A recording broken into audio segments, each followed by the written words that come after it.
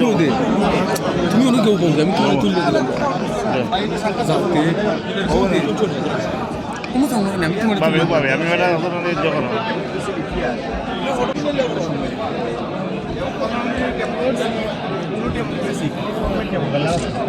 বাংলাদেশের metro station আপনারা দেখেছেন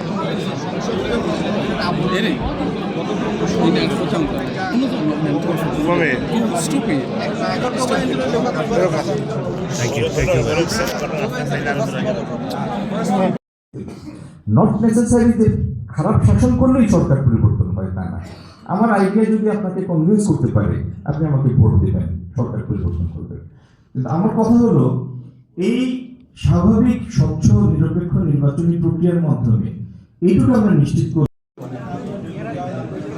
নতুন বিএনপির সাবেক সাধারণ সম্পাদক জনাব মনসুর وجنة البقيع وسائر أموات المسلمين والمسلمات والمؤمنين والمؤمنات ربنا ظلمنا أنفسنا وإن لم تغفر لنا وترحمنا لنكونن من الخاسرين ربنا فاغفر لنا ذنوبنا وكفر عنا سيئاتنا وتوفنا مع الأبرار أي الله يا أرحم الراحمين الله تمہارا حبیب اور میلاد اللہ ربیع الاول اور ماش اللہ یا مبارک ماشاء امرئی کرو ذرا حاضر ہوئی اللہ تمہارا کلام حق کی تلاوت کرو সেলিম ভাই, ওয়াহিদ ভাই, মুকিব ভাই, টিপু ভাই, মিসবা ভাই আর সৈয়দ মহিবুর রহমান ভাই, জাতীয়তাবাদী পরিবারের আমার সামনে নেতৃবৃন্দ এবং কমিটি নেতৃবৃন্দ, সবাইকে আসসালামু আলাইকুম। আজকে খুবই খুশি লাগছে, আনন্দিত আমি মুক্তাদির ভাইয়ের প্রোগ্রামে আসতে পারি, কারণ আমাদের সবার প্রিয়, সবার আমাদের ব্রেভেরি যে শব্দটা সাহস ছিলেন আমাদের ইলিয়াস আলী ভাই।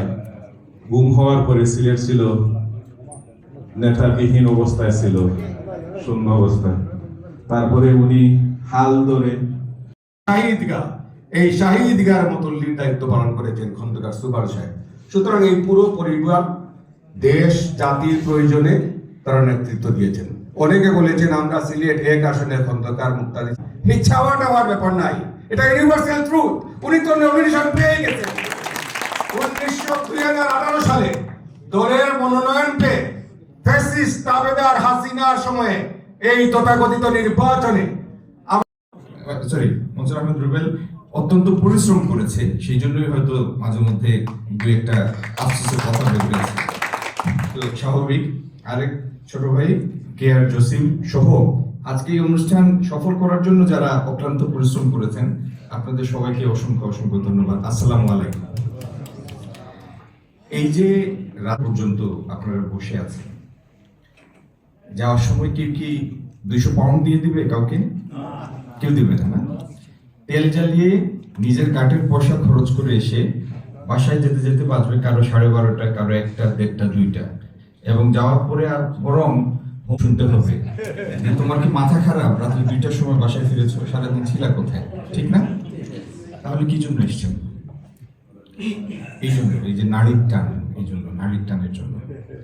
যদিও আপনারা 4-5 হাজার মাইল দূরে আছেন, কিন্তু